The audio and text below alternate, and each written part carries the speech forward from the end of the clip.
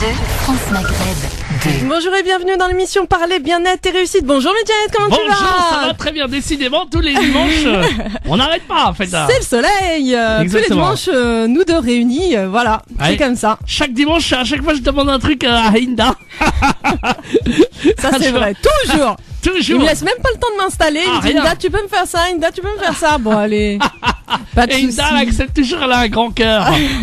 Bon, ça dépend quoi, parce que ça va, voilà. Ah bah oui, c'est raisonnable. Bon, c'est raisonnable. Bah oui.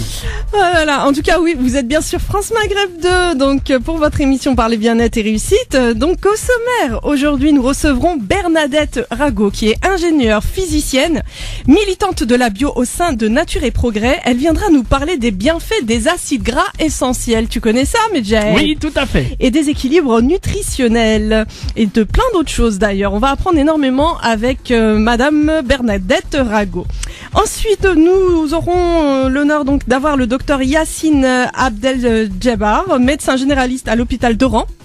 Il est responsable du pôle santé de l'association Green Humanity en Algérie. Il viendra donc nous parler de la vie d'un médecin aux urgences à Oran.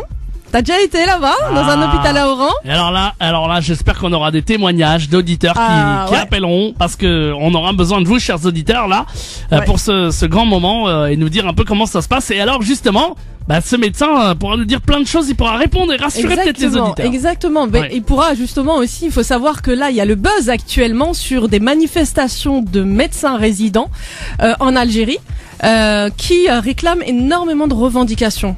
Bon. Et il viendra nous en parler, justement. Très bien. Parfait. Et nous aurons aussi donc le plaisir d'avoir un instant beauté, beauté avec notre somptueuse chroniqueuse beauté Founé Diarra Diop, qui nous donnera des astuces soins pour les pieds. Et ouais, les pieds très secs, voire abîmés. Comment avoir de beaux pieds? Mais Hinda ne les a jamais abîmés. Tu vois? Ouais. Est-ce que t'as vu mes pieds? Non, mais je sais pas, j'imagine.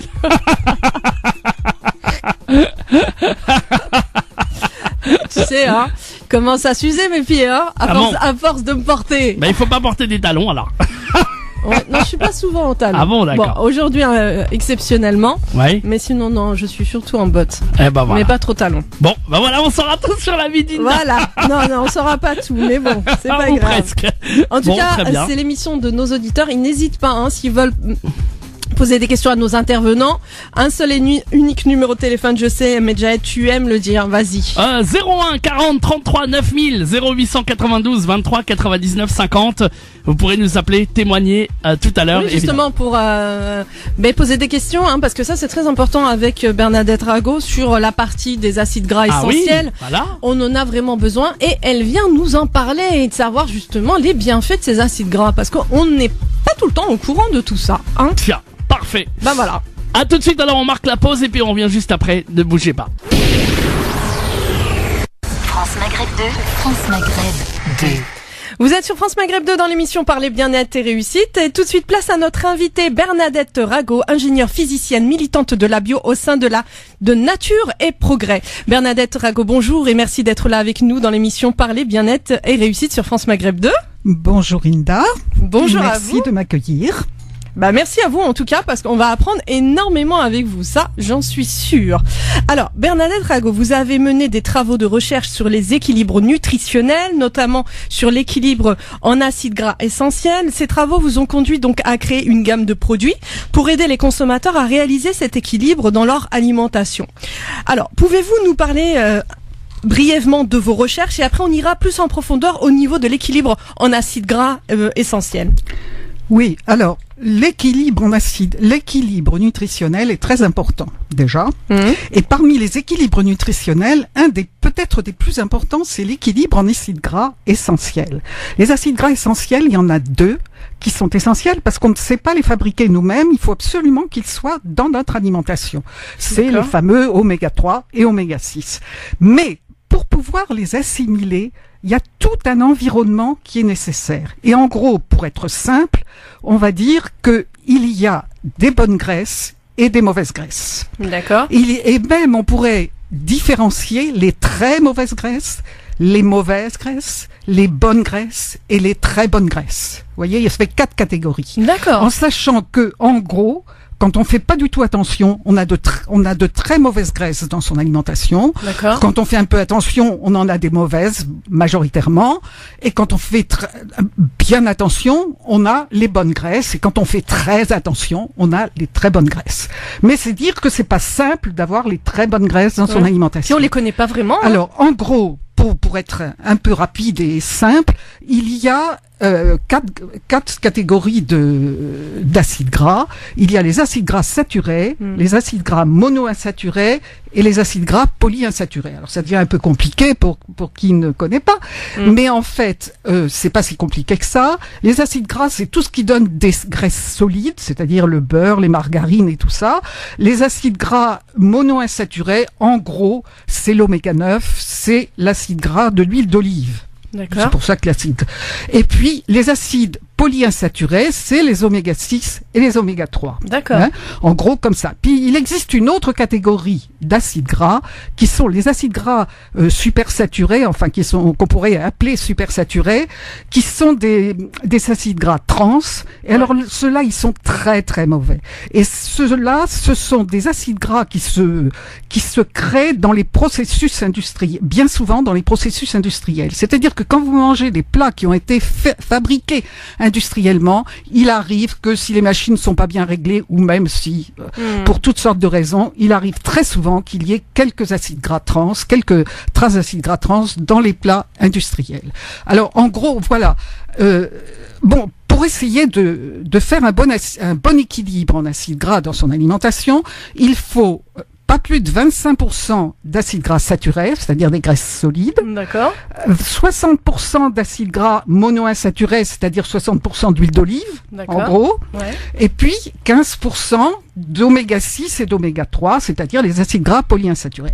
Alors il faut savoir que ces acides gras polyinsaturés, il suffit pas de les avoir dans son alimentation parce que ils sont très facilement oxydables et ils peuvent virer dans les autres catégories. Donc vous voyez, les choses sont quand même assez complexes. C'est vrai, c'est très complexe, surtout quand on connaît pas, mais en plus de ça, quand on sait que ces acides gras essentiels peuvent, au lieu d'être antioxydants, devenir pro-oxydants, et donc s'oxydent très rapidement à l'air, donc en fonction de la conservation. Donc c'est vrai que ça, c'est important justement de le dire. C'est très important. Mais alors c'est d'autant plus important que toutes les graisses que vous mangez vont se loger dans les membranes des cellules de notre corps, de toutes les cellules de notre corps. C'est-à-dire que si on avait les très bonnes graisses en permanence dans son alimentation, il serait presque pas possible d'être malade.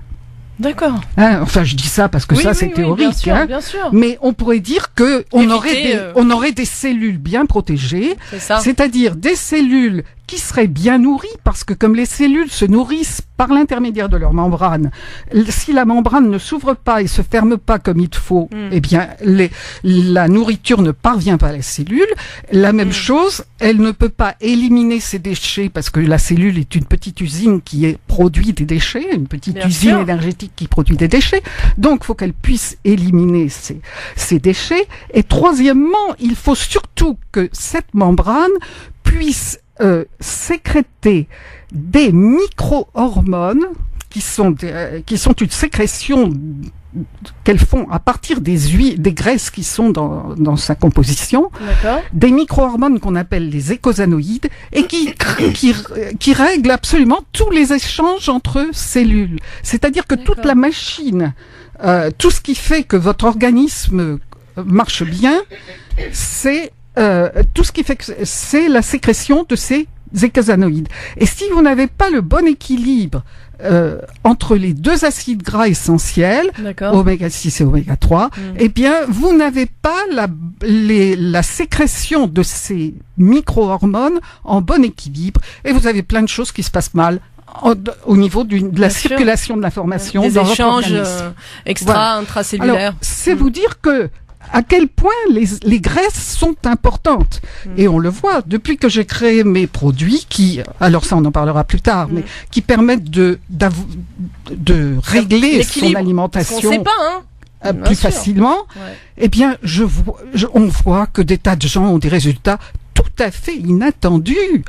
C'est extraordinaire. Des gens qui ont des douleurs qui se guérissent en 8 ou 15 jours, ça arrive. Des gens qui ont des problèmes de digestion qui se règlent très très vite. Tout ça, on pourra en parler plus tard. Bien sûr. On pourra en parler plus tard. Et vraiment, si vous voulez, bon, je savais que c'était important. L'équilibre en acide gras, je savais que c'était important au départ. C'est pour ça que j'ai créé ces produits. Mais quand je vois le résultat, il va au-delà de tout ce que je pouvais imaginer. C'est extraordinaire. Et ça, c'est ma plus belle récompense, c'est de voir des gens qui sont heureux d'avoir un meilleur équilibre, qui ont un bien-être extraordinaire. Alors, bon, je pense que vous avez répondu en partie à cette question. Pourquoi cet équilibre en acides gras essentiels est-il si important? Donc là, en l'occurrence, je pense que vous avez répondu à la question. Donc, très important. J'espère. Oui. Alors, donc, c'est vrai que beaucoup disent, ouais, mais si je prends des huiles, j'ai pas envie de grossir, je vais peut-être grossir. Ben oui, il y a des huiles qui font grossir et des huiles qui font pas grossir. Il y en a même qui font maigrir. Et ce problème, c'est qu'il faut qu'elles soient en bon équilibre. C'est ça le plus important.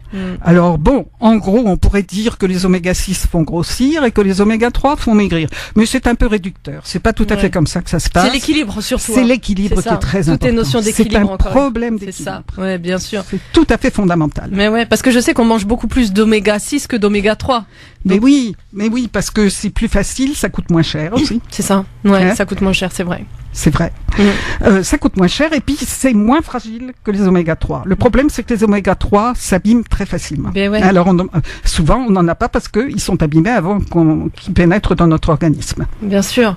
Alors donc, en clair, pour cette question, la prise d'huile ne risque-t-elle pas de faire grossir? Ben non, lorsque c'est pris en équilibre et puis surtout avoir les bons acides gras, c'est ça. Même on peut aller plus loin, c'est que quand vous faites un régime amaigrissant, alors ça c'est un régime hypocalorique. La plupart du temps, vous faites votre régime hypocalorique pendant un certain temps, vous maigrissez, puis après, dès que vous reprenez une alimentation courante, vous regrossissez. C'est l'effet yo-yo.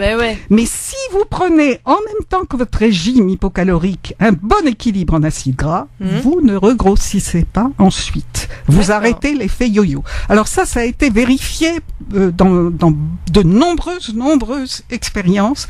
Il n'y a aucun problème. Et j'ai des tas de clientes qui prennent ça et qui sont très contentes depuis plusieurs années. Elles font très très attention et comme ça, elles arrivent progressivement à maigrir. Si vous voulez, tout ça, il y a des résultats. Dès qu'on se met à une alimentation équilibrée en acides gras, quand on est vraiment très mal, on a quelquefois des résultats très immédiats et c'est tout à fait probant. Mais il y a aussi beaucoup de résultats qui deviennent que sur la longueur de temps, parce que bien sûr. C'est un équilibre à rétablir et ça ne se rétablit pas forcément. Et puis des fois, il y a des dégâts qui sont faits par beaucoup de personnes. Donc il faut du temps. Ça dépend aussi des pathologies. Il y a tellement de choses. Donc c'est au cas par cas, je pense. C'est au cas par cas. C'est au cas par cas. On ne peut jamais assurer quelqu'un des résultats qu'il va obtenir, mais on sait que ça va toujours lui faire du bien. Ouais, c'est ça. Bien sûr, ça va pas lui faire du mal parce que de toute façon, il n'y a aucun effet négatif. C'est ça. Nous avons besoin d'acides gras essentiels, ne serait-ce que pour toutes les cellules du corps. Oui. Alors, si vous voulez, on a besoin de 15%, pardon. 15%, ce qui fait, 15% d'acides gras essentiels, d'acides gras polyinsaturés par jour. Dont 12% d'oméga 6 et 3% d'oméga 3. D'accord. C'est pas beaucoup. Alors simplement, moi j'ai créé des produits qui ont ces deux acides gras dans le bon équilibre. Et alors, je conseille de le prendre d'une certaine façon dont on pourra parler après.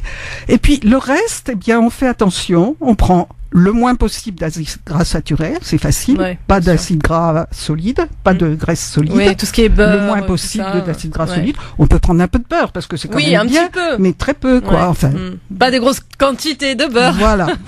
Et alors, on fait toute sa cuisine à l'huile d'olive parce que comme on a besoin de 60% d'acides gras monoinsaturés, l'acide gras d'huile d'olive, on fait toute sa cuisine à l'huile d'olive et on prend une cuillère à soupe de l'huile au launage qui est équilibrée en acides gras oméga 6 et oméga 3. Donc polyinsaturé. polyinsaturés. C'est ça. Et donc, on est sûr d'avoir le bon équilibre. Alors, je recommande de prendre cette cuillère d'huile, de la prendre à la cuillère, c'est-à-dire de ne pas la mettre sur ses aliments. C'est pour une raison très simple, c'est que pour bien assimiler les oméga 3, il faut bien mélanger l'huile à la salive. Alors, cette huile est une huile qui serait très très bonne pour assaisonner sa salade, mais pour pouvoir bien assimiler les oméga 3 qui sont dedans, il faudrait mâcher entre 50 et 60 fois chaque bouchée de salade que l'on assaisonne avec cette huile. Comme personne ne le fait. Ouais. 50 fois ou 60 fois, c'est vrai qu'il c'est pas possible. Il faut vraiment que ce soit très très très très enrobé de salive. Et ça a été vérifié par l'expérience. Si vous avalez une cuillerée d'huile toute seule, ça vous donne dans l'estomac des gouttelettes de environ 400 microns de diamètre. Si vous la mélangez à la salive, elles ne sont plus que de 8 microns de diamètre. C'est-à-dire qu'elles sont 50 fois plus petites. Donc 50 fois plus facilement assimilables. Ben ouais. Voilà. Et l'expérience le prouve. Quand on mélange bien à la salive, c'est de plus en plus efficace. Mais il y en a beaucoup qui font ça aussi dans la culture méditerranéenne, où ils prennent le matin à jeun, ils prennent une cuillère d'huile d'olive, une cuillère à soupe d'huile d'olive. Donc c'est, en fait, voilà, on a une explication. Et ce qui est bien, c'est que vous êtes physicienne ingénieure. Donc là, on a vraiment l'explication de le fait de mélanger à la salive. Donc c'est très important. Aux enzymes. Alors évidemment, je ne peux pas donner des gélules d'huile. On me le réclame de temps en temps, mais c'est pas possible parce que bien sûr, il faut le mélanger à la salive. Bien sûr, pour qu'il y ait cette réaction. Mais oui. Parce que dans la salive, il y a déjà cette action qui émulsifie l'huile, mais il y a une autre action aussi, c'est qu'elle correspond. Il y a des récepteurs dans la salive qui communiquent avec le système nerveux central, et le système nerveux central déclenche des quantité de sécrétion d'enzymes tout au long du tube digestif qui permettent de bien assimiler les acides gras. Bien sûr. Alors, vous voyez, il y a deux raisons pour lesquelles c'est super important de bien mélanger à la salive. Mais il faudrait tout le temps mâcher tout ce qu'on mange. Mais oui, bien sûr. Mastiquer tout ce qu'on mange. C'est vrai. Mais pour l'huile, c'est très important. Donc au moins là comme ça on sait, beaucoup nous écoutent, beaucoup d'auditeurs nous écoutent, et comme ça on sait très bien qu'il faut prendre la cuillère d'huile, l'huile d'olive ou huile justement l'huile au lonage. Voilà. Oui, parce que l'huile d'olive, elle est bonne, mais elle n'a que de l'oméga 9. Ça ne vous donne donc pas. Donc elle n'a que les monoinsaturés. Ça ne vous donne pas les polyinsaturés. C'est ça, qui sont essentiels. Tandis que dans l'holognage, vous avez la bonne proportion de polyinsaturés. D'accord. Et si vous avez par ailleurs dans votre alimentation une bonne huile d'olive, attention, il faut que ce soit une bonne huile d'olive, parce que si c'est pas une bonne huile d'olive qui a été traitée industriellement avec des produits pour la clarifier, pour l'améliorer, ces produits peuvent interférer et empêcher l'assimilation, empêcher les enzymes du tube digestif de fonctionner comme il faut. D'accord. Donc, si vous voulez, quand vous avez une bonne huile d'olive, c'est-à-dire première pression à froid, de préférence issue de l'agriculture biologique, c'est clair. Bon, c'est une huile. Vous pouvez, pour en faire 1 litre, il vous faut à peu près 30 fois plus d'olive que pour 30 fois plus d'olive que pour faire 1 litre d'huile industrielle. C'est normal que l'huile de qualité soit plus chère. Non, mais de toute façon, au niveau des acides gras essentiels, vaut mieux acheter de la qualité, parce que ça, on va dire, ça fait partie des alicaments. Donc, les alicaments sont essentiels et il faut qu'ils soient vraiment de première qualité. Tout à fait. Bah oui, sinon. Mais vous savez, on n'a pas besoin de médicaments. On n'a pas besoin de médicaments si on mangeait bien, si on avait tout dans son alimentation. Bien sûr. Et ce serait tellement mieux. Moi, c'est mon rêve. Mais ouais. Et c'est dans ce sens-là que j'ai travaillé sur ces huiles. Oui, non, mais c'est très important justement de le dire, parce qu'en réalité, nous avons tout dans notre cuisine, mais il faut vraiment prendre de la qualité. Ça, c'est très important, surtout au niveau des acides gras essentiels, parce que quand on a vu justement au niveau des oméga 3, qui sont donc les acides polyinsaturés, ils s'oxydent très rapidement et deviennent après justement pro-oxydants au lieu d'être antioxydants. Bernadette, on va revenir après une petite pause musicale, comme ça on va laisser un peu digérer cette huile à nos auditeurs qui vont revenir, et on va parler justement des bonnes graisses, des mauvaises graisses, et aussi quels sont les effets les plus importants de l'équilibre des acides gras essentiels. France Maghreb 2, France Maghreb 2.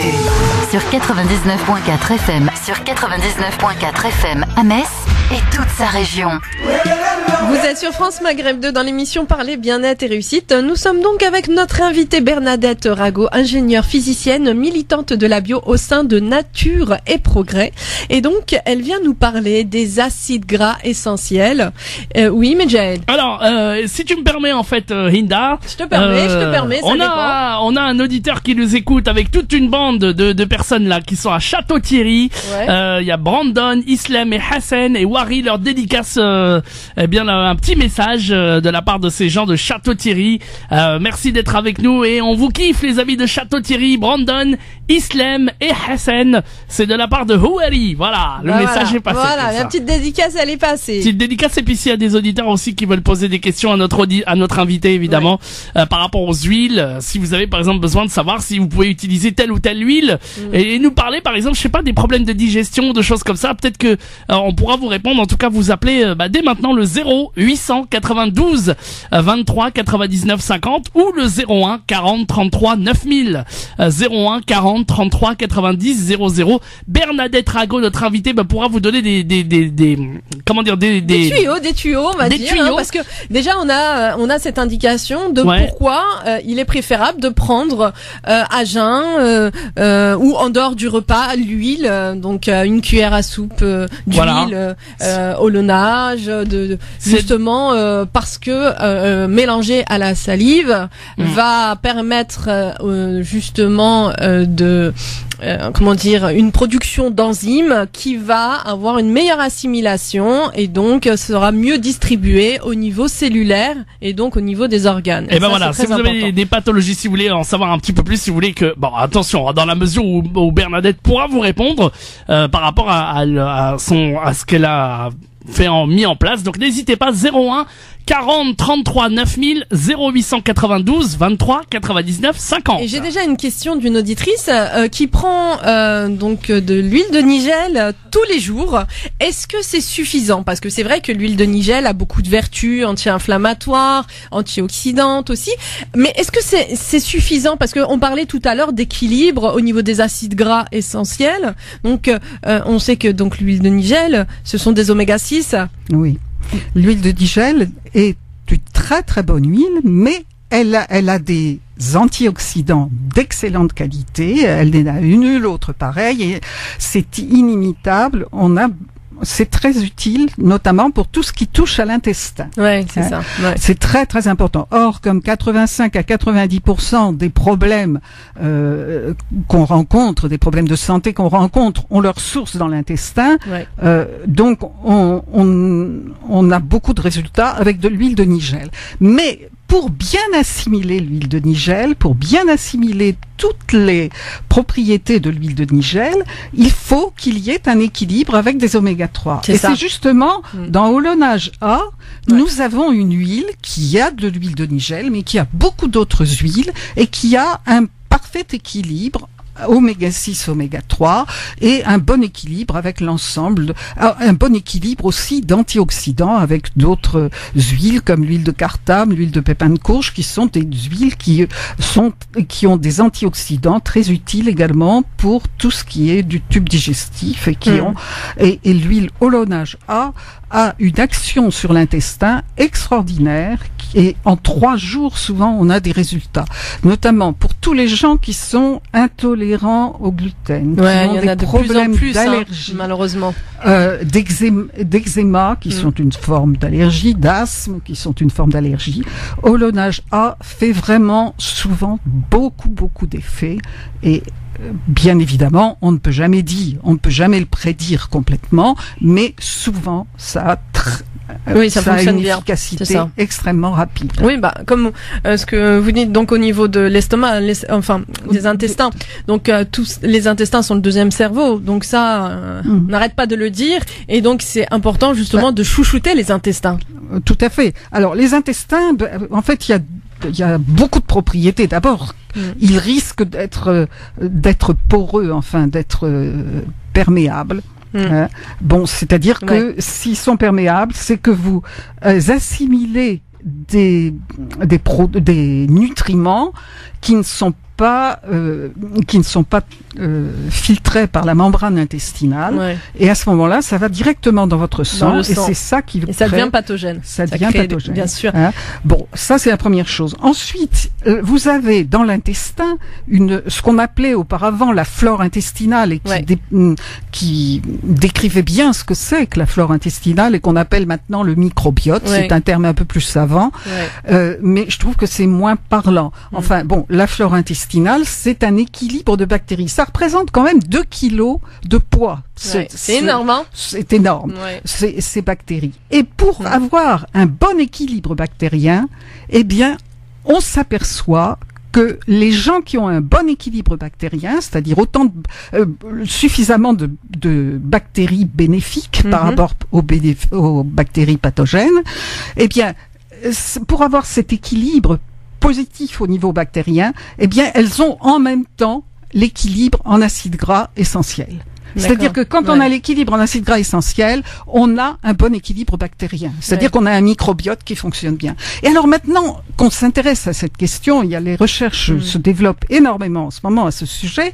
Et alors, on s'aperçoit qu'il y a des quantités de choses qui interviennent. On a fait très récemment une expérience sur 876 femmes qui se faisaient soigner contre l'obésité, et ils ont analysé l'équilibre en acides gras de leur nourriture, c'est-à-dire le taux d'oméga 3 dans leur nourriture, le taux d'oméga 3 dans leur sang, et l'équilibre bactérien de leur flore intestinale. Et en fait, ils se sont aperçus que plus elles avaient un taux élevé d'oméga 3, plus elles et dans le sang et dans leur nourriture, plus elles avaient un équilibre bactérien riche. C'est-à-dire, c'est pas uniquement, c'est-à-dire d'avoir une diversité. Il y a un équilibre en fait. Il y a un équilibre. C'est un équilibre. Or, si vous voulez, avec les antibiotiques qu'on prend souvent malgré soi, parce qu'il il en reste des traces dans l'eau, dans la viande, des tas de choses, dans la viande, etc. Donc, si vous voulez, avec tous les antibiotiques qu'on mange, on réduit la diversité bactérienne de notre microbiote, de notre flore intestinale. Et donc ça, c'est une des raisons pour lesquelles on tombe souvent malade. On tombe souvent malade. Système immunitaire. Et puis les dépressions, sachant que 80% de la production de sérotonine est au niveau de la flore intestinale. Bien sûr. Au niveau de la flore intestinale. Donc, on a énormément d'aspects positifs. Donc, si vous rétablissez votre équilibre en acides gras, vous allez favoriser un équilibre bactérien. C'est clair. D'accord. Alors ça, c'est une chose. Et puis alors, en plus, vous avez autour de l'intestin, vous avez des neurones. Il y a plus de neurones dans votre intestin qu'il n'y en a dans la tête dans le cerveau d'un chien. C'est vous dire. Il y a 200 millions. Oui, 200 millions, c'est énorme, hein. C'est énorme. Alors, ces neurones, ils sont connectés à votre système nerveux central par l'intermédiaire de la moelle épinière, par tout le système nerveux. Bon, et alors, si vous avez votre intestin qui est encombré, qui a des douleurs, qui a de l'inflammation, eh bien, vous avez les neurones qui sont autour de l'intestin à cet endroit-là, qui transmettent l'information au système nerveux central. Et il est pas rare d'avoir des gens qui ont des douleurs impossibles à régler au niveau des membres, de l'épaule, de la jambe, etc., et qui provient d'un encombrement intestinal. Ouais, bien sûr, il y a tellement de choses. Vous voyez à quel point c'est important de régler ce problème. C'est ce qui est important justement, Bernadette Rago, au jour d'aujourd'hui, pendant cette émission, de transmettre aux auditeurs, de leur dire l'importance justement de chouchouter leur intestin et l'importance de cet équilibre au niveau des acides gras essentiels. C'est très important parce que malheureusement, si la plupart faisaient un bilan sanguin au niveau des oméga 3, au niveau des oméga 6, des oméga 9, au niveau aussi des neurotransmetteurs, on verrait qu'il y a énormément de déséquilibre. Nous sommes déséquilibrés et c'est pour ça qu'il y a de plus en plus de maladies. Oui. Donc c'est pour ça que là encore, en l'occurrence, dans l'expérience que je vous indiquais sur les 876 femmes, effectivement, toutes celles qui avaient le meilleur équilibre bactérien, le meilleur taux d'oméga 3 dans leur sang et dans leur nourriture, eh bien, elles s'étaient associées à moins d'obésité, moins de diabète, moins d'hypertension, toutes les pathologies métaboliques. C'était la meilleure santé générale. Ouais, ça m'étonne pas, mais ça m'étonne pas. Alors, oh là là, ça passe vite avec vous, Bernadette. Alors, qu'est-ce qu'on pourrait dire comme question? Il y en a tellement à vous poser. Donc, les effets les plus importants de l'équilibre en acides gras essentiels, on a vu, système immunitaire, on a vu au niveau de la santé en général, contre les dépressions, l'obésité, tout ça. Contre les dépressions. Bon, maintenant, si vous avez trop mangé pendant les fêtes, que vous avez mangé des graisses, un peu trop de graisses saturées, parce qu'on a un peu tendance à le faire, eh ben, c'est très bon de se désintoxiquer un petit peu après et d'essayer de nettoyer votre intestin, parce que les graisses saturées, l'excès de graisses saturées va se loger dans le creux des villosités de l'intestin grêle. Et dans le creux des villosités de l'intestin grêle, c'est à cet endroit-là que sont toutes les cellules immunitaires. Donc les cellules immunitaires, lorsqu'elles sont encombrées de graisses saturées autour d'elles, eh ben elles aiment pas du tout ça. Et non seulement elles aiment pas du tout ça, mais quelquefois elles prennent ces graisses saturées pour des envahisseurs bactériens, et à ce moment-là, elles réagissent, et c'est là qu'elles déclenchent une des réactions auto-immunes. Ah, les pathologies auto-immunes. Ça vous déclenche tout un tas de réactions, vous savez, celles que la médecine ne comprend pas, ordinaire, la médecine classique ne comprend pas et ne sait pas résoudre. Oui, parce que c'est difficile. Et puis on ne connaît pas toutes les pathologies auto-immunes, et on ne sait pas comment l'organisme fonctionne aussi, la plupart du temps. Donc c'est vrai que on traite beaucoup la symptomatique avec des médicaments, voilà. En général, on vous donne des médicaments qui annihilent la sensation de douleur que vous avez à un endroit, mais qui ne traitent pas du tout le problème. Oui, la cause en elle-même. La cause n'est pas traitée. Alors que là, vous allez jusqu'à la cause. C'est ça. Vraiment profond de la cause. C'est ça. En clair, il faut se recentrer sur son corps, il faut nettoyer son corps, il faut en prendre soin, mais avec des bons aliments. Il faut bien savoir que l'huile nettoie bien. Ça, on le savait pas. L'huile, ça nettoie. Et alors, l'huile au Lonage A vous nettoie l'intestin vraiment très sérieusement. D'accord. Du reste, j'ai un médecin qui soigne tous ces malades atteints de sclérose en plaques avec des cures de Holonage A. À posologie, combien de cuillères Alors, je pense qu'il est à 2 cuillères à soupe par jour, sinon 3. Donc 2 à 3 cuillères à soupe dans les pathologies auto-immunes ou inflammatoires. Oui. Un peu aussi. On peut aller jusqu'à 3 cuillères à soupe sans problème. D'accord. Sans problème. Bon, la dose normale, quand on assimile bien tout ce qu'on prend, c'est 1 cuillère à soupe. D'accord. Mais quand on est malade, qu'on en assimile que la moitié de ce qu'on prend, il vaut mieux en prendre 2. Oui, c'est sûr. Ce qu'il faut. Oui, c'est sûr. Voilà. Et puis en plus, alors, quand vous avez une sclérose en plaques, moi j'ai 2 clients du début des produits Holonage qui avaient la sclérose en plaques et qui en 3 ans ont réussi à s'en débarrasser complètement. Moi j'ai 2 clients qui étaient en fauteuil roulant la première fois qu'elles sont venues et elles ont utilisé Holonage A à haute dose et maintenant elles courent comme vous et moi. C'est extraordinaire. Sans doute plus que moi du reste. Non, mais c'est extraordinaire. Parce qu'on se dit que parce que tous ces malades là qui souffrent de pathologies auto-immunes, en fait ils deviennent un peu pessimistes. Ils se disent ils supportent pas trop les interférons, les médicaments qui sont très forts, donc et les anti-inflammatoires et les antalgiques qui parfois leur font beaucoup de mal. De toute façon, c'est aller à la cause du problème. Donc là, en clair, dans les cas de sclérose en plaques, c'est 2 à 3 cuillères à soupe. Je veux pas dire qu'on guérit tous les problèmes de sclérose en plaques. Oui, bien sûr. Mais je dis qu'il faut faire ça peut-être sous le contrôle d'un médecin quand même. Enfin, un praticien ou un praticien de santé, bien sûr. Enfin, faut être quand même très sérieux. Faut pas donner des espoirs à qui. Faut pas donner des espoirs qui ne pourraient pas être fondés. Bien sûr. Non, mais après, je pense que de toute façon, ça peut faire que du bien. ça peut pas faire de mal. C'est en surtout tout cas. ça. Voilà, si on a notre apport d'acides gras essentiels, je pense que ça peut faire que du bien. En plus, ça va agir au niveau des inflammations, ça va agir au niveau du vieillissement cellulaire, ça va agir au niveau de pas mal de choses, au niveau hormonal, endocrinien, puisque nous avons besoin de bonnes graisses pour que notre corps. Tous les problèmes de thyroïde qui sont importants, en principe, quand on arrive à avoir les bonnes graisses et qu'elles peuvent sécréter les bonnes eicosanoïdes, la thyroïde doit se régler. Disons que l'équilibre de la thyroïde doit se régler lui-même. C'est ça. Ouais. Bon. Quand il n'y a plus de thyroïde, là, on peut plus rien faire. Mais bon, on peut déjà prendre les huiles et ça nous fait beaucoup de bien. Important. Alors, dites-nous, pour finir, parce que c'est vrai que ça y est, là, il est bientôt 17h, où est-ce qu'on peut trouver justement vos produits? Alors, les huiles, ce sont les huiles Olonage. On peut les trouver sur Internet ou dans les expositions dans lesquelles on participe. Parce que on n'a pas de détaillant encore. Peut-être qu'on en aura plus tard, mais si vous voulez, on n'est pas assez connu pour il faut donner des explications quand on vend cette huile. Et donc, je vous recommande d'aller sur le site Olonage, HOLONAGE, c'est olonage.com, et vous avez toutes les informations et vous pouvez me téléphoner. En général, je rappelle ou je réponds toujours à toutes les questions et j'essaye de pouvoir vous donner toutes les informations dont vous pouvez avoir besoin.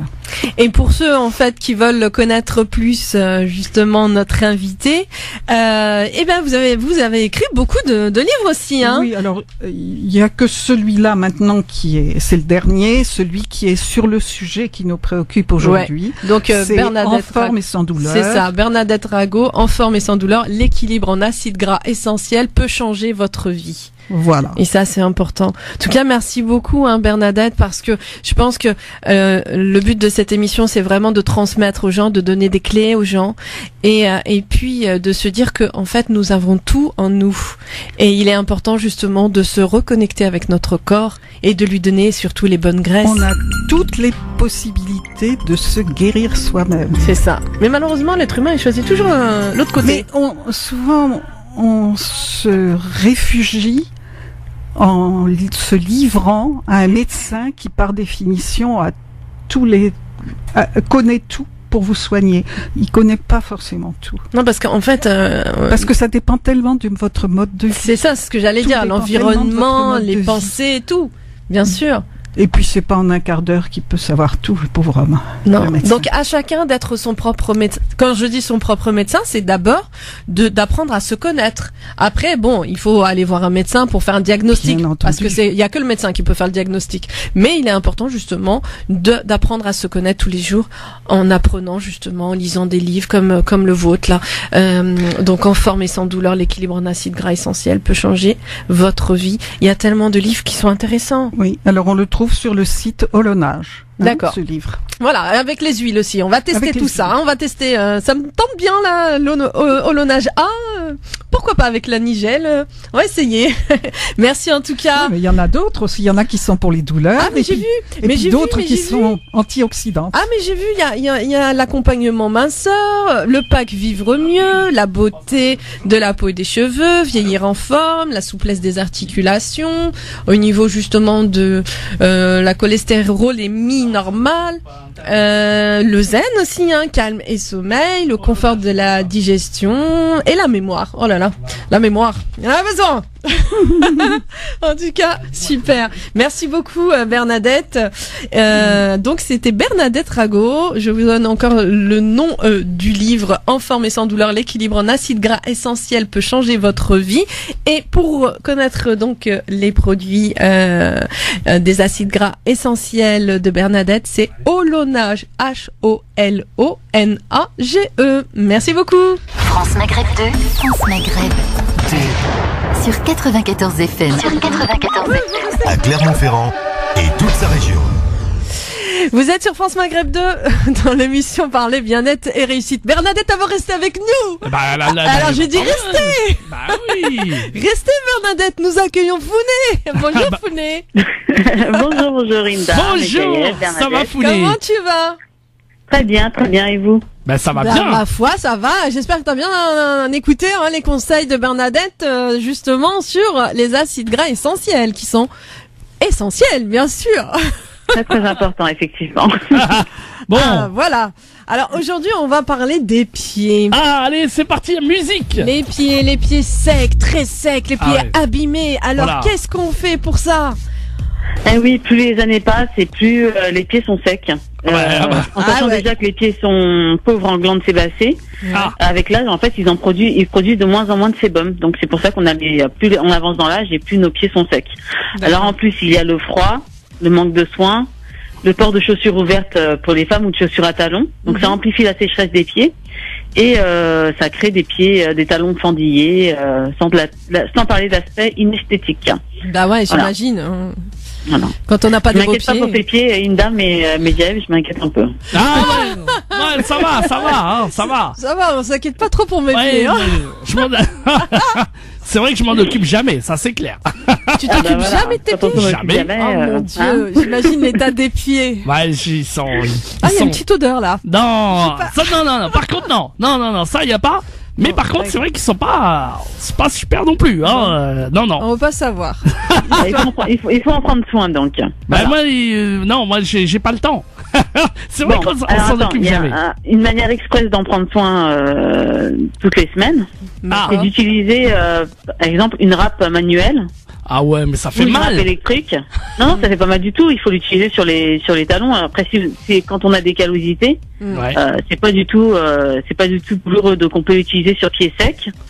Ouais. Et voilà, et on râpe les callosités une fois par semaine. Donc déjà, ça permet déjà de limiter Limiter la casse. sécheresse. Voilà, de limiter la casse.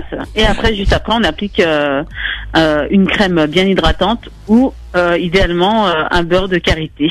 Oh là là. Voilà. Ah, le bord de Bah oui, karité. c'est le meilleur, c'est ce qu'il y a de meilleur. Oui, voilà. Ouais. Voilà. Du beurre de karité, c'est ce qu'il y a de meilleur. Et après la nuit, si les chaussettes ne vous dérangent pas, vous pouvez appliquer du beurre de karité, dormir avec des chaussettes, et là vous aurez les pieds tout doux. Bah non, ça tue l'amour. Voilà. Donc en faisant C'est pas ça une bien. fois par semaine, ça vous prend à passer la râpe 5 minutes et appliquer voilà un beurre de karité, ça vous prend pas beaucoup de temps. Ouais. Ça permet au fur et à mesure de limiter les pieds secs et d'améliorer leur aspect. D'accord. Ok. Voilà. Bon. Après, quand on a plus de temps et qu'on aime bien prendre soin de soi et qu'on veut prendre le temps pour ses pieds, donc on peut faire un soin profond. Donc pour cela, il faut prendre une bassine ou deux, si vous avez deux bassines, mais évidemment deux bassines. Donc une bassine avec de l'eau bien chaude, D'accord. voilà, de l'eau chaude, ben, à la limite du supportable bien sûr. Hein. Bon, pas brûlant, hein. Il faut- Vous brûlez voilà, pas les pas pieds brûlant. surtout, hein. Voilà, mais de l'eau chaude. Ouais. Et vous ajoutez une grosse poignée de gros sel. D'accord. Ou si vous en avez, vous pouvez utiliser du sel de bain. Et idéalement, c'est le sel de bain effervescent, c'est en forme de savon. Vous le mettez dans l'eau, ça va faire des petites bulles et c'est vraiment agréable, c'est parfumé. Donc là, vous allez vraiment vous offrir un moment de bien-être. En fait, c'est le spa à la maison, quoi. Voilà, c'est le spa à la maison. Voilà. Ouais, c'est cool. Si quelqu'un peut vous le faire, tant mieux, mais sinon, vous pouvez le faire tout seul. Donc voilà. Donc ensuite, on laisse tremper les pieds pendant 15 minutes. D'accord. Voilà. Et ensuite, on les retire. On retire les pieds. Il faut se munir d'une serviette, bien sûr. Donc, on retire les pieds de l'eau D'accord. et on applique du savon noir. Ok. Donc, le savon noir va vraiment ramonir toutes les callosités et aider à l'élimination des peaux mortes à l'aide d'un gant de crin. D'accord. Donc voilà. Donc le gant de crin, ça va vraiment aider à éliminer complètement les callosités, toutes les peaux mortes. Donc on frotte bien, on laisse bien poser le savon noir pendant 5 minutes et ensuite on insiste bien sur les callosités en frottant. Et là, elle devrait partir très facilement. Ok. Donc ça, c'est pour ceux Voilà. qui ont plus de temps. Oui, voilà, c'est pour ceux qui ont plus de temps et qui veulent vraiment prendre le temps de, même si par exemple vous faites le soin une fois par semaine avec la râpe et qu'après une fois par mois vous faites ce soin profond, là vos pieds vous remercieront. Hein. Ah ouais. Et alors, est-ce que t'as une astuce, une astuce pour les champignons? Ah, vas-y, arrête avec Bah les non, mais champignons. sérieux. Ah, il y a des champignons. Ah, je suis désolé, mais ça, Ah. pas moi, c'est un ami à moi. Ouais, c'est ça, ouais, si tu poses la question. Donc là, il faut voir un podologue, dermatologue, voilà. Ok, je croyais que t'avais une astuce. Un peu d'huile essentielle de titri, ce sera bien. L'astuce pour les champignons, anti-champignons, c'est de bien s'essuyer les pieds après le bain. Ouais, bah déjà, tu vois. Voilà. Donc en essuyant bien ses pieds, Ouais. on évite d'avoir des infections, des champignons. Non, mais c'est vrai. C'est important. C'est vrai que c'est important. Voilà, Non, mais c'est important quand même. l'huile essentielle de titri est très bien, justement. Ah. Elle est antimycosique. C'est vrai? Ouais, c'est vrai. Et tu as aussi, tu peux prendre aussi les feuilles d'olivier. Ah. Fait en infusion des feuilles d'olivier et c'est aussi antimycosique. Bon, ça a plusieurs vertus, les feuilles d'olivier. C'est aussi pour la tension et plein d'autres choses. Eh ben. La naturopathe qui parle. Voilà. Exactement. Ben voilà. Défaut professionnel. Voilà. Donc ensuite, une fois qu'on a appliqué ce savon noir et qu'on a éliminé les callosités avec le gant de crin, donc on applique pareil, on rince bien sûr, et on applique une crème bien hydratante ou du beurre de karité idéalement. Si vous avez du mal à appliquer le beurre de karité parce qu'il est assez épais, vous pouvez le mélanger avec une huile végétale de votre choix ou le poser sur un radiateur un peu avant, pour qu'il soit ramolli et que vous puissiez l'appliquer de façon plus agréable. Et là, vous massez, vous en profitez pour vous masser les pieds. Et là, vous aurez vraiment des pieds superbes. Voilà. Après, si vos callosités vont jusqu'à avoir des douleurs ou que vous avez des crevasses au niveau des pieds, il faut aller voir un podologue. Ok. Super. Voilà. Merci beaucoup. Et ben voilà. Et puis on précise aussi que les pieds de diabétiques jamais tout seul. Ça c'est important. Oui. Voilà. Oui. Ça il faut le préciser quoi. C'est là il faut voir le podologue. Voilà. Il faut. C'est important parce qu'après c'est vrai que les personnes diabétiques ils cicatrisent très mal donc il suffit de prendre une râpe et de vous râper un peu trop et après ça peut faire des infections. Il y a des personnes ça peut même faire des gangrènes et ça peut après amputer. Donc il faut vraiment faire attention. Ah oui. On dit toujours que le pied du diabétique faut vraiment faire attention, n'est-ce pas, Founé? Oui, c'est vrai, il faut faire très attention. Donc là, ce sont des soins pour des personnes qui sont en bonne santé, qui n'ont pas de problème de santé. Si vous utilisez des huiles essentielles, bien sûr, si vous êtes enceinte, il faut faire attention. Ouais. Et voilà, et toujours bien les diluer dans une bonne quantité d'huile végétale.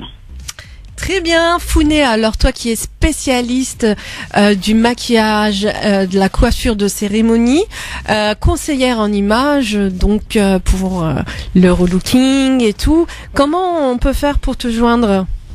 Alors on peut me joindre par téléphone au 06 10 63 32 90.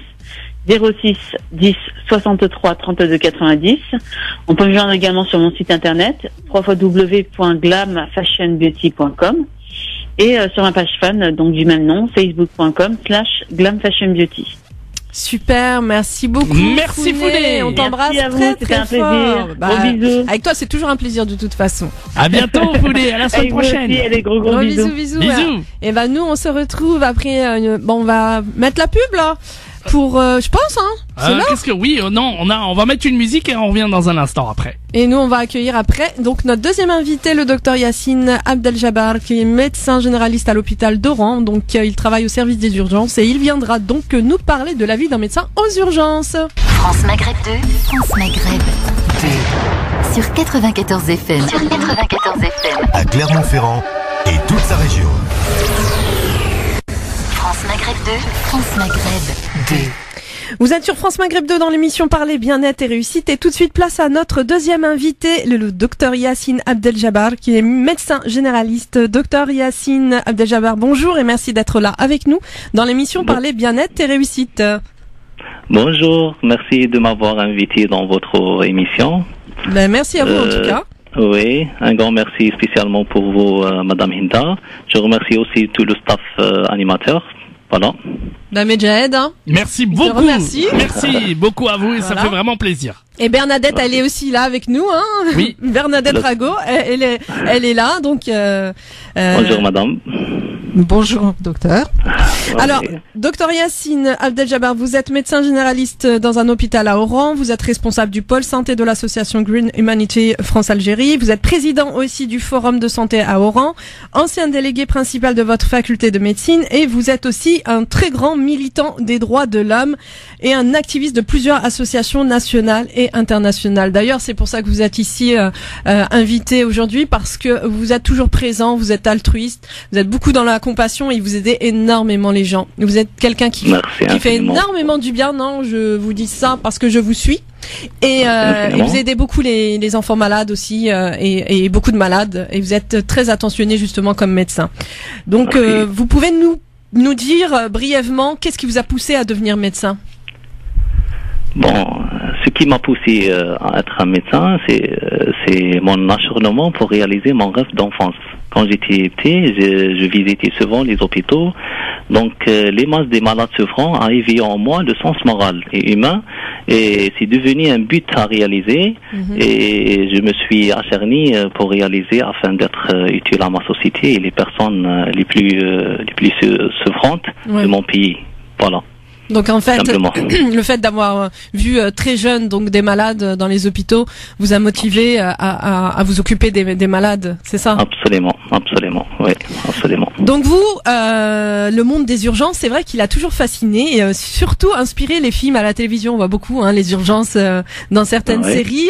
Est-ce que dans votre service, donc aux urgences à Oran, parce que là nous sommes à Oran, est-ce que ça se passe pareil que dans les films? Vous pouvez nous parler un petit peu d'une journée là-bas? Oui.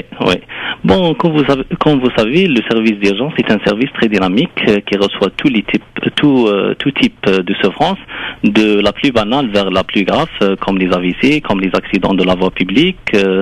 Donc, le rôle des médecins urgentistes, c'est de diagnostiquer l'urgence et la prendre en charge le plus rapidement possible et surtout correctement, en respectant les mesures de réanimation et aussi les fonctions vitales et fonctionnelles du patient. Donc, à travers cela, on comprend que le médecin, durant sa journée, subit un stress énorme. Il est tout le temps sous la pression des malades, des accompagnants, de sa conscience professionnelle et aussi de l'insécurité et l'absence de moyens, ce qui peut affecter le résultat final, qui n'est pas à 100% lié à son acte initial, mais plutôt lié aux facteurs cités antérieurement. Voilà. Donc, au niveau des urgences, c'est vrai que moi je vois beaucoup dans les hôpitaux, au niveau des urgences, il y a beaucoup de malades qui attendent, c'est long, parfois ils peuvent attendre des heures et des heures.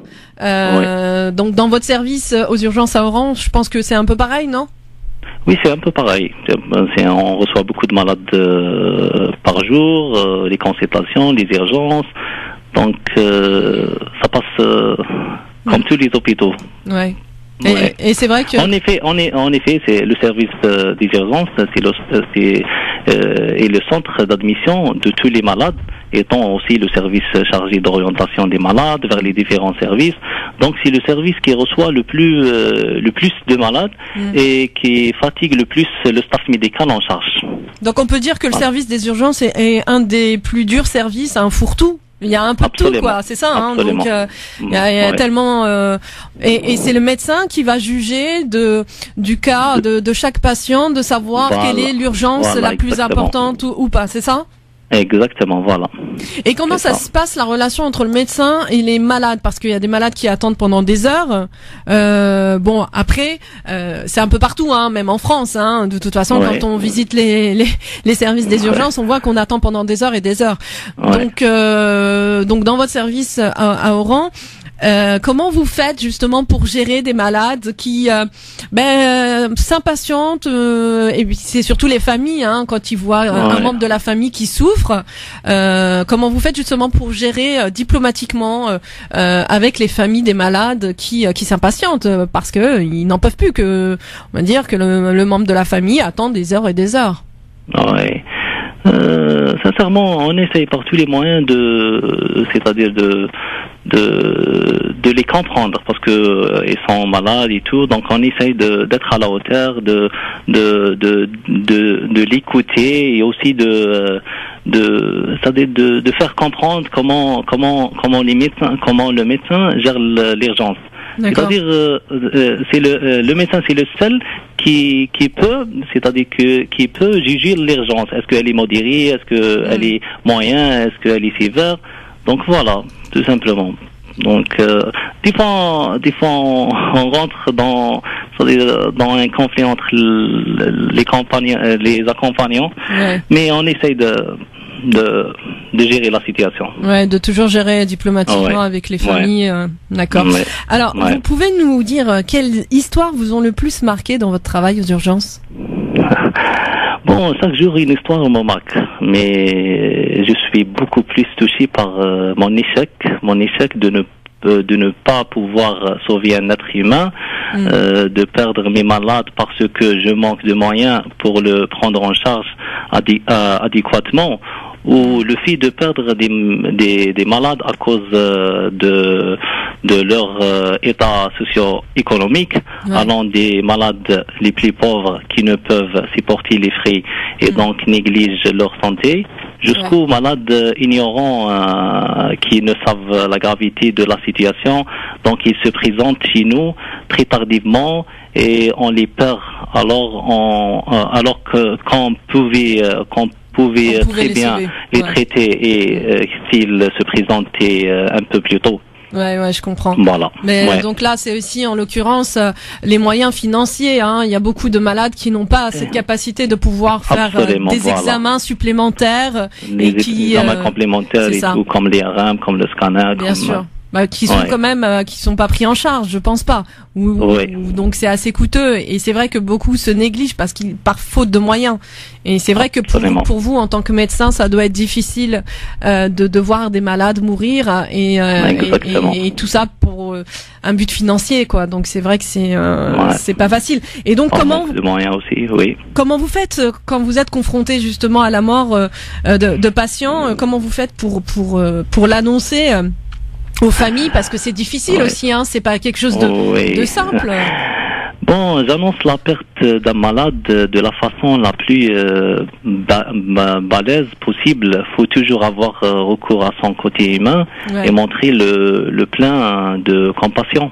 Oui, c'est surtout ça le plus important, d'être dans l'empathie et la compassion vis-à-vis des... Et je pense que tout bon médecin doit être rempli de compassion et d'empathie, c'est important. Oui, c'est important, oui, absolument. Bien sûr.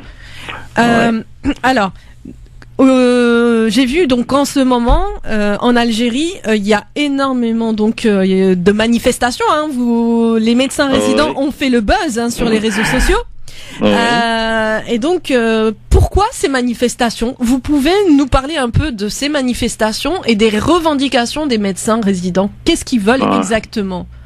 Oui, laissez-moi un peu de temps pour vous expliquer quelles sont les revendications des médecins résidents ici en Algérie. On vous écoute. Concernant les revendications des médecins résidents en Algérie, d'ailleurs je suis pas le porte-parole d'eux, ni le représentant, parce qu'il y a un collectif qui représente les médecins résidents qui s'appelle le CAMRA, le collectif autonome des médecins résidents algériens. C'est une alliance libre apolitique regroupant l'ensemble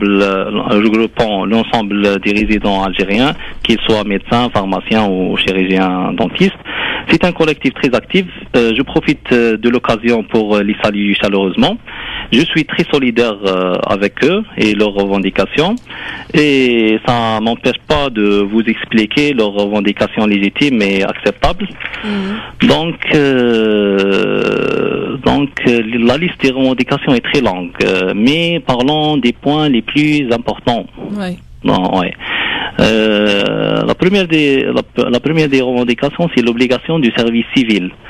Donc la réforme du service civil. La revendication principale portée par le CAMRA, c'est-à-dire le collectif autonome des médecins résidents algériens, et la réformée du service civil. Cette disposition de la loi de santé de 1984 a été reconduite dans le projet de nouvelle loi de santé. Prévoit qu'un médecin ayant fini ses études de spécialisation doit effectuer un service civil dans un établissement de santé auquel il sera affecté par le ministère.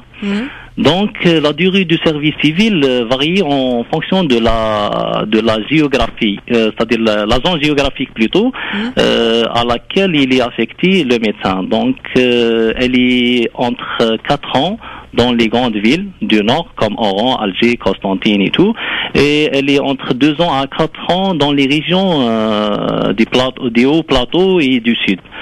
Donc, l'instauration d'un droit c'est-à-dire, concernant le service civil. Donc, les médecins résidents veulent tout simplement réforme du service civil.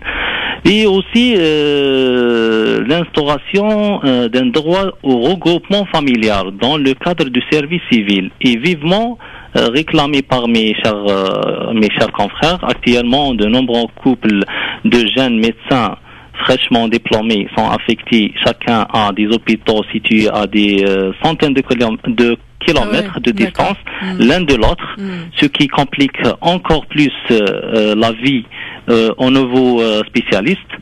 Donc les résidents souhaitent aussi supprimer le caractère d'obligation de service civil en instaurant des mesures incitatives qui pousseront le nombre de médecins spécialistes à faire volontairement ce service. D'accord. Donc voilà. Ils veulent pas que ce soit une obligation, hein, c'est ça? Voilà, l'obligation. Okay. On passe à la deuxième revendication qui parle du congé de maternité. La résidente doit bénéficier, tout comme les autres employés, de 3 mois de congé de maternité au lieu d'un mois, qui est un droit légitime. Sans oublier de citer les résidentes, sans oublier de citer que les résidentes des hôpitaux étrangers bénéficient d'un congé de maternité complet, comme tous les employés dans le cadre de l'égalité dans les droits et les devoirs. Voilà. Et aussi parmi les revendications, c'est les conditions de travail. Les conditions de travail dans les structures de santé sont décrites par la majorité des médecins ici en Algérie. Étant médiocres par le manque de moyens techniques, la charge de travail trop importante, l'insécurité, la discrimination, manque de considération de la part de l'administration sont autant de points soulevés par mes confrères les médecins résidents gaïfistes. D'accord. Donc les médecins spécialistes affectés au secteur de santé du Sud et au plateau sont ceux qui ont le plus souffrir des conditions de travail. Ainsi, il arrive souvent qu'un hôpital couvrant plusieurs daïras ne dispose qu'un seul médecin pour une spécialité. Les wilayas du Sud connaissent un manque vraiment aigu en spécialistes en cardiologie, en endocrinologie, en diabétologie. Pour pallier ce manque, les autorités comptent sur le service civil. Un système est un échec de l'aveu de même du ministre de la Santé. Donc le service civil n'est pas parvenu à combler les déserts médicaux sur le site et les hauts plateaux. D'accord. Voilà. Et parmi aussi les revendications. Juste, excusez-moi, docteur. Juste pour revenir justement sur ça. Donc en fait, les médecins résidents qui manifestent veulent donc déjà plus de droits. Pour revenir donc au niveau des femmes, des médecins femmes résidentes, elles veulent 3 mois de congé maternité alors qu'elles ont qu'un mois. Exactement. C'est ça.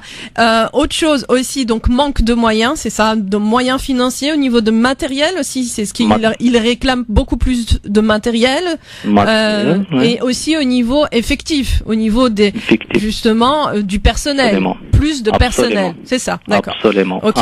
Après donc d'autres revendications. D'autres revendications, c'est la criminalisation de l'acte médical. La criminalisation de l'acte médical est aussi dénoncée par mes confrères les médecins résidents gaïfistes qui rappellent à chacun de leur rassemblement les nombreux cas de médecins parce que il y a beaucoup de médecins c'est-à-dire attaqués en justice suite à des décès de patients. À l'exemple de la condamnation cet été à une peine de prison ferme d'une gynécologue affectée à un hôpital de la wilaya de Djelfa dans le cadre du service civil. Cette affaire qui a fait la polémique sur les réseaux sociaux et aussi sur les journaux et tout. Donc plusieurs articles contenus dans le projet de la nouvelle loi de santé proposée par le ministère de la Santé prévoient de lourdes sanctions à l'encontre des médecins. Ce qui a poussé aussi mes confrères du Camra à qualifier cette loi de santé de code pénal du médecin. Ouais. Donc les médecins résidents dénoncent également leur exclusion des avantages des œuvres sociales, des hôpitaux et des structures de santé publique, alors qu'ils contribuent au financement de celles-ci. Ouais, je comprends. Donc en fait, il y a énormément de manque de droits, quoi. Voilà, absolument. Voilà, absolument. Et en dernier, c'est le service national. Comme vous savez, en 2017, le ministère de la Défense a dispensé les citoyens algériens nés entre 1985 et 1987 du service national. Mais les médecins, ainsi que les dentistes et les pharmaciens, ont été exclus de cette dispense. De cette dispense, une exclusion qui a scandalisé les médecins et qui a été en partie à l'origine du mouvement c'est-à-dire protestation. Ouais, protestation, voilà. Sincèrement, je qualifie cette exception qui est faite aux médecins de mesure anticonstitutionnelle, puisqu'en contradiction avec le principe de l'égalité en droit et en devoir garanti à tous les citoyens par la Constitution. Donc, les médecins spécialistes, c'est-à-dire qui, pour achever leurs études de spécialisation, accumulent près de 12 années d'études supérieures, dont la plupart dépassent l'âge de 30 ans lorsqu'ils obtiennent leur DMS, mais avec leur exclusion de dispense du service national, ils sont obligés de sacrifier une autre année avant de pouvoir s'installer en tant que médecin spécialiste. Ouais, je comprends. Voilà. Et donc en dernier, les médecins greffistes ont aussi des revendications d'ordre pédagogique. Ils réclament une meilleure formation, notamment sur le plan pratique. C'est-à-dire les revendications, c'est-à-dire sur beaucoup de choses. Donc voilà, tout simplement. Et je crois donc, aussi l'enseignement, c'est-à-dire le ministère de la Santé et aussi le ministère de l'Enseignement supérieur a entamé avec les représentants des résidents un dialogue plus constructif. Donc on attend toujours les résultats. La décision de justement du dialogue avec le ministère. Mais en fait, ce qui est important aussi là, en l'occurrence, on en parlait, c'est aussi des salaires. Les salaires, les salaires sont très bas aussi, surtout pour des médecins qui ont fait bac plus, je sais plus combien d'études, 7 ou et après avec la spécialisation et tout. Malheureusement. Un médecin généraliste ici en Algérie touche à peu près 280 €. C'est 53 000 dinars. Ouais, donc. Et un médecin spécialiste, c'est à 70 000 dinars, c'est à peu près 320 €. Donc 320 € pour un médecin spécialiste. Après, malheureusement, il y a une fuite des cerveaux. C'est-à-dire que les médecins, ils vont vouloir aller travailler. Vous savez très bien qu'il y a presque 27 000 médecins algériens qui exercent en France. Ben oui, bien sûr. Ouais. Oui. Ouais. Donc voilà, parmi les causes de la fuite des cerveaux, c'est...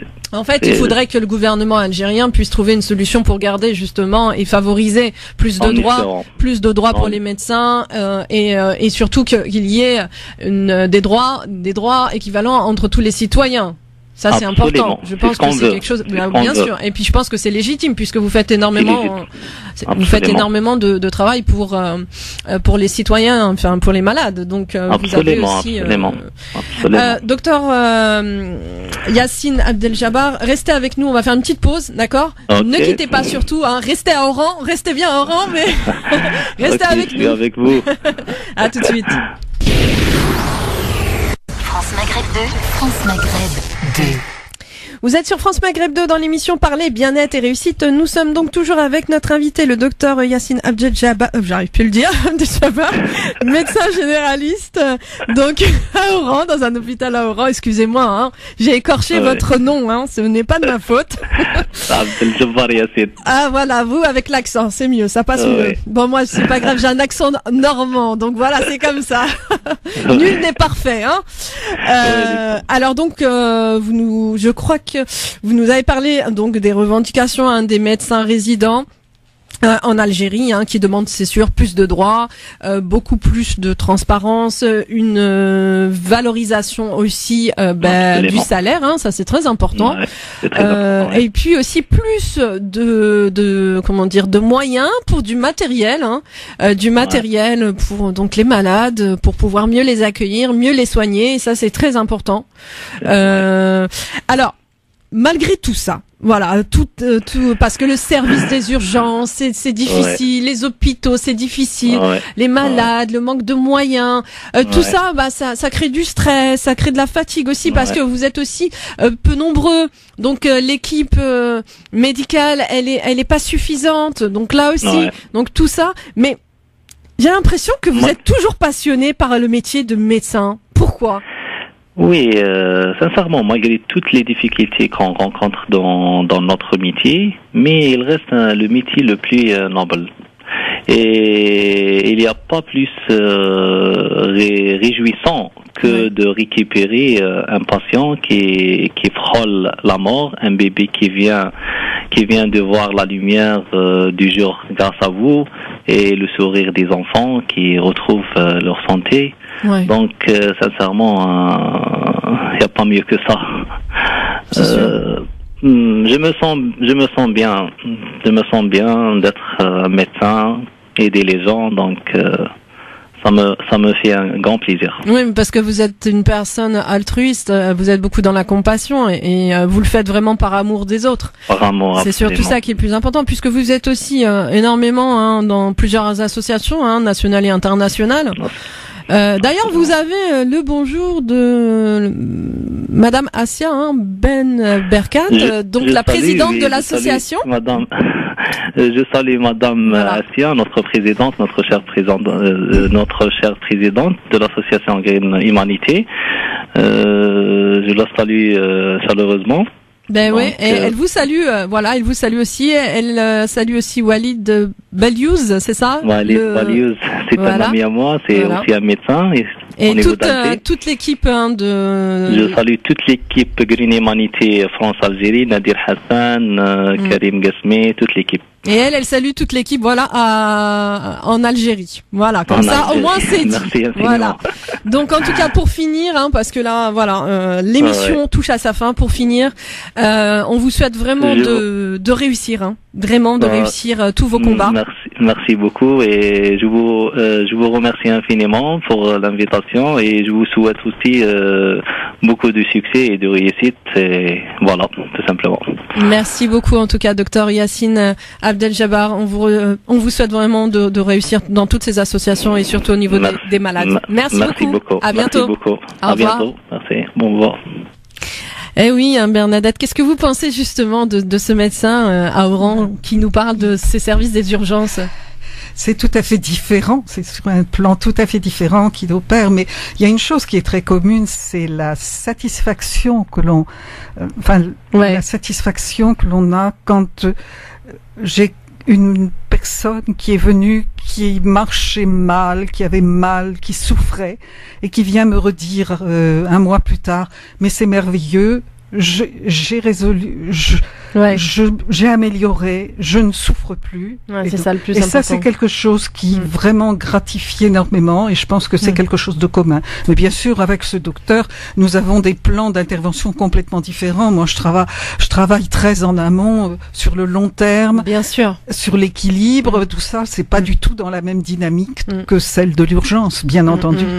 Ce qui serait souhaitable, c'est que tout le monde travaille main dans la main, dans la main, et puis surtout que le plus possible de gens travaillent dans la prévention. C'est ça. Ouais. Dans la prévention pour que les urgences soient le moins nombreuses possible. Exactement. Ça, c'est important, je pense. C'est important parce que l'urgence, c'est quand même une faillite de la prévention.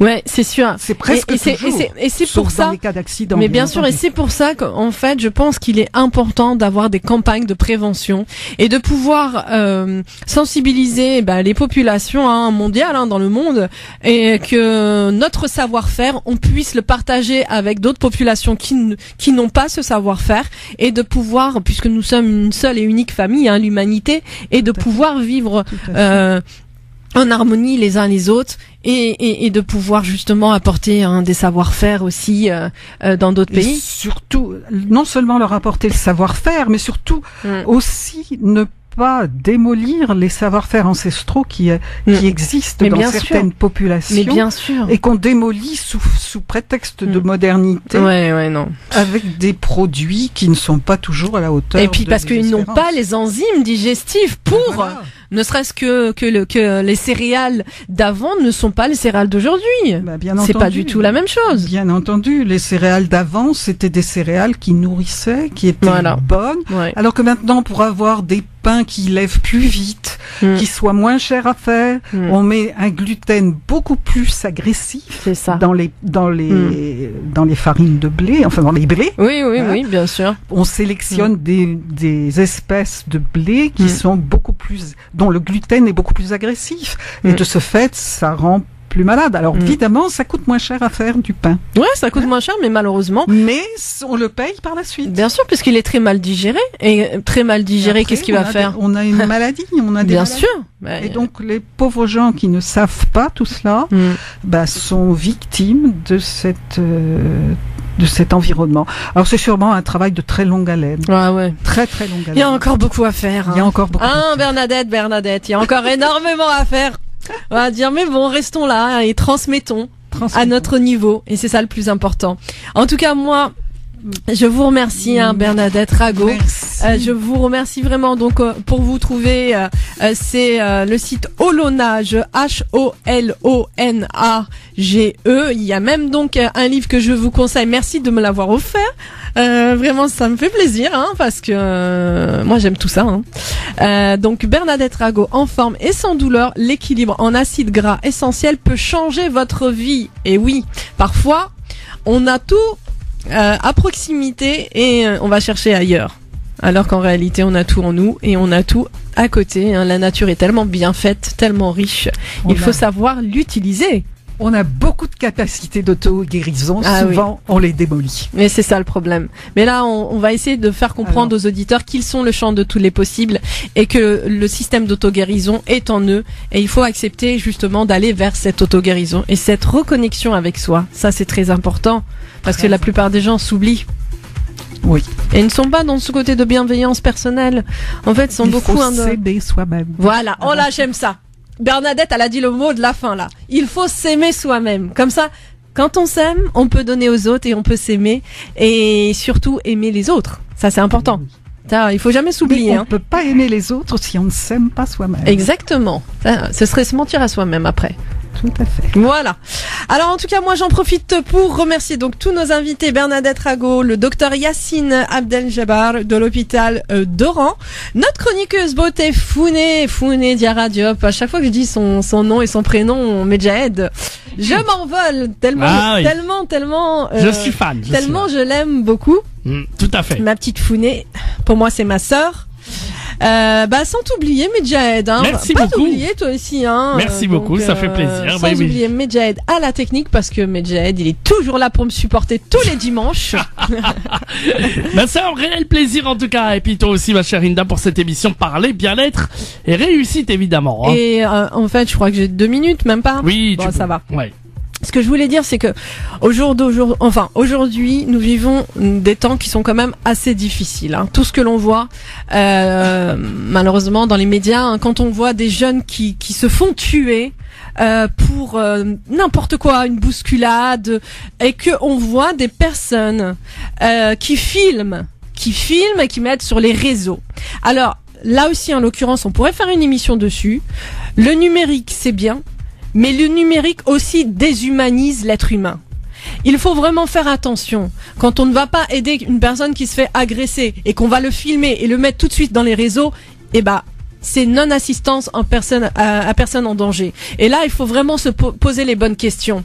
Quand on voit aussi des jeunes qui, maintenant, au jour d'aujourd'hui, se battent avec des couteaux, il faut se poser des questions. Qu'est-ce qu'on a mal fait? Pourquoi notre jeunesse va très mal? Qu'est-ce qu'on peut faire? Les solutions, ça c'est très important justement, parce que il est important de donner des clés aux parents qui se sentent impuissants vis-à-vis de cette jeunesse qui est de plus en plus numérisée, déshumanisée par tous ces réseaux, tous ces jeux aussi de société, enfin ces jeux là en réseau aussi, ça aussi c'est un danger. Donc il faut vraiment qu'on puisse, si vous avez des sujets que vous voulez que j'aborde avec des professionnels, n'hésitez pas justement à me contacter, Jerry Dinda sur France Maghreb 2, à m'envoyer m'envoyer les sujets que vous voulez. Et puis il est important justement de prendre soin de votre jeunesse, vous les parents, de prendre soin, cette société doit prendre soin. On parlait tout à l'heure de la prévention. La prévention est très importante. Certes, la prévention au niveau de la santé, mais la prévention aussi au niveau de l'humanité. Et l'humanité est en souffrance. Quand je vois des gens qui n'ont plus d'humanité, qui n'ont plus de compassion, quand on voit les gens se faire agresser et qui sont là en train de sourire pour avoir le scoop et le mettre sur les réseaux, vous savez, ça me met hors de moi. Je ne supporte pas. S'il y a bien une chose que je ne supporte pas, c'est l'injustice. Et ce que je ne supporte pas non plus, c'est que notre humanité se perd. Donc il est important justement de reprendre conscience et d'envoyer beaucoup d'ondes positives, parce que si on veut que notre humanité rebascule vers les vibrations positives d'amour, déjà avant tout donnons-nous cet amour à nous-mêmes pour pouvoir transmettre aux autres. Voilà, c'était le mot de la fin, et je souhaite vraiment que cette humanité puisse enfin se réveiller, se dévoiler. Et Allah yahdina, je vous le dis, hein. France Maghreb 2, France Maghreb 2. Chut, la radio qui vous écoute.